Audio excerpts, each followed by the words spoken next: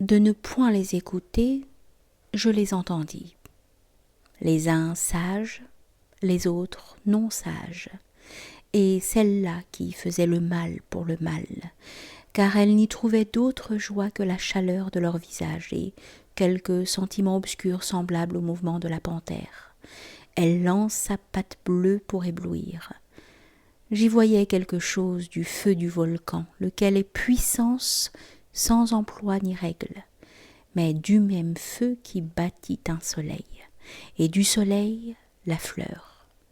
Comme de conséquence en conséquence, ton sourire du matin ou ton mouvement vers la bien-aimée est ainsi la signification de toute chose. Car te suffit d'un pôle pour te rassembler, et dès lors tu commences de naître. Mais celles-là ne sont plus que brûlures. Et tu le vois bien de l'arbre qui est sommeil apparent, et mesure et lenteur, et parfum établi autour comme un règne, bien qu'il puisse servir d'aliment pour la poudre, ou l'incendie, dilapidant à jamais son pouvoir. Ainsi de toi et de tes colères rentrées, et de tes jalousies, et de tes ruses, et de cette chaleur d'essence qui te rend si difficile la nuit venue. Je veux faire un arbre pacifique, non par amputation, mais de même que la semence te sauve dans l'arbre, un soleil qui s'en irait fondre la glace et pourrir avec elle, la semence spirituelle qui te bâtira dans ta propre gaine, ne refusant rien de toi, ne t'amputant point, ne te châtrant point, mais fondant tes 1000 caractères dans ton unité.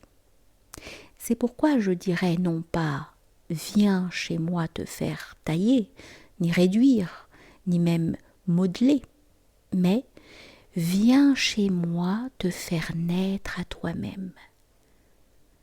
Tu me soumets tes matériaux en vrac, et je te rends à toi devenu un.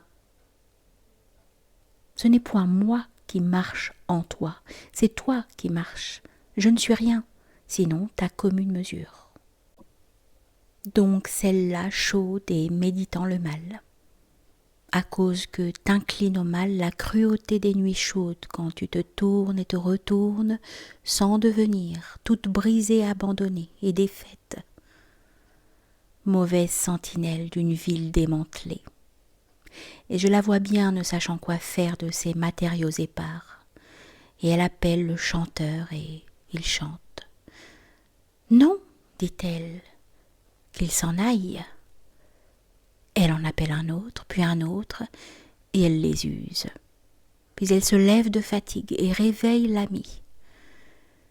Irréparable est mon ennui, les chants ne peuvent me distraire. Puis donc l'amour, et celui-là, et celui-là, et celui-là. Elle les pille l'un après l'autre, car elle y cherche son unité. Et comment les trouverait-elle? Il ne s'agit point d'un objet égaré parmi des objets,